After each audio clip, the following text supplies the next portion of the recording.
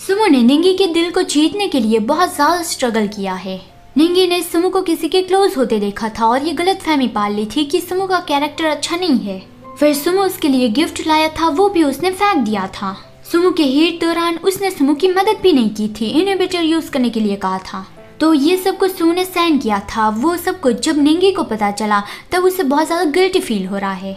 अभी गुआनशुन भी मुचिंग का दिल जीतना चाहता है, तो सुमो उसे कह रहा है कि तुम्हें भी ये सब कुछ करना होगा, इतनी मुश्किलों से गुजरना होगा। अगर तुम सच में उसका दिल जीतना चाहते हो तो फिर तुम अभी से ही हार नहीं मान सकते। निंगी वो सारी बातें सुनकर कुछ गहरे विचारों में खो गया। गुआनशुन बहुत ज्यादा कॉन्फिडेंट हो गया था कि अब मैंने फैसला कर लिया है, जब तक मुचिंग को मुझसे प्यार नहीं हो जाता तब तक मैं उसका पीछा करता रहूंगा। सुमो उसके लिए खुश था, उसे चीयर कर रहा था और निंगी ने कहा कि अभी वो एकदम ही इडियट लग रहा है। लेकिन यहाँ पे गुआनशुन इमेजिन करने लगा कि वो किस तरह से मुचिंग का दिल जीतेगा। वो लगातार मुचिंग का पीछा करता रहेगा, हर रोज उसके लिए खाना लाएगा और उसे खतरे से बचाएगा और फाइनली उसका दिल जीत लेगा। बस उस बारे में सोचकर ही वो बहुत ज्यादा खुश हो रहा था और सुमो को थैंक्स कहने आ गया। उसने सुमो के दोनों हाथ पकड़े हुए थे तो निंगी को बहुत ज्यादा गुस्सा आया कि गुआनशुन उससे दूर रहो।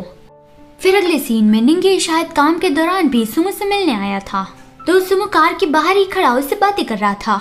उस वक्त जीजू सुमो से मिलने आया था और इस तरह से सुमो को निंगी के साथ बातें करते देखकर उसने सुमो की मैनेजर को वो बैग दे दिया कि इसे सुमो को दे देना और उसे मत बताना कि मैं आया था।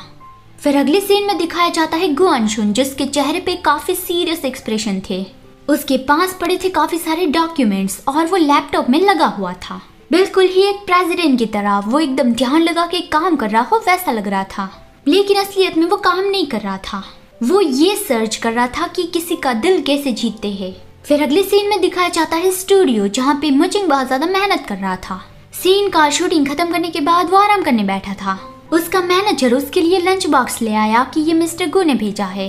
गुआनशुन उस वक्त उसे छुपके से देख रहा था और यहाँ पे मुचिंग ने चिल्लाया कि उसे ये सारी चीजें नहीं चाहिए और उसने अपने मैनेजर से कहा कि तुम उसके पास से ये सारी चीजें मेरे पास मत लाना और गुआनशुन से कह देना कि वो स्टूडियो से दूर रहे, उसकी वजह से मुझे डिस्टर्बिंग महसूस होता है।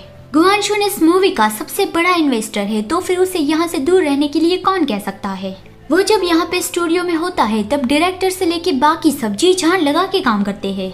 मुचिंग ने जब गुस्से से गुआनशुन की ओर देखा तो गुआनशुन बहुत ज्यादा खुश हो गया कि मेरी ब्यूटी ने मेरी ओर देखा, आज रात में डेफिनेटली ज्यादा खाना खाने वाला हूँ। लेकिन यहाँ पे मुचिंग को और भी ज्यादा गुस्सा आ रहा था कि क्या वो सच में स्टूपिड है या फिर सिर्फ दिखावा कर रहा है। फिर कोई मुचिंग को बुलाने आ गया तो उसका मैनेजर परेशान हो गया कि मुझे इस लंच बॉक्स का क्या करना चाहिए। बेचारा उसका मैनेजर इन दोनों के बीच में पिस गया। गुआनशुन को बहुत ज्यादा गर्मी लग रही थी कि डायरेक्टर ने यही दिन क्यों चुना, आज कितनी ज्यादा गर्मी है, यहाँ पे कोई छांव वाली जगह भी नहीं है। क्या मेरी ब्यूटी को धूप से बचाने के लिए मुझे एक्स्ट्रा पैसे चुकाने होंगे। वो फोन कॉल लगाने वाला था कि यहाँ पे छाते सब कुछ लाया जाए, तभी उसने मुचिंग को देखा जो कड़ी धूप में मेहनत कर रहा था कि उसे ये सीन दोबारा शूट करवाना है। गुआनशुन उसे हर रोज देखता है कि मुचिंग हर रोज इतनी कड़ी धूप में बहुत ज्यादा मेहनत करता है।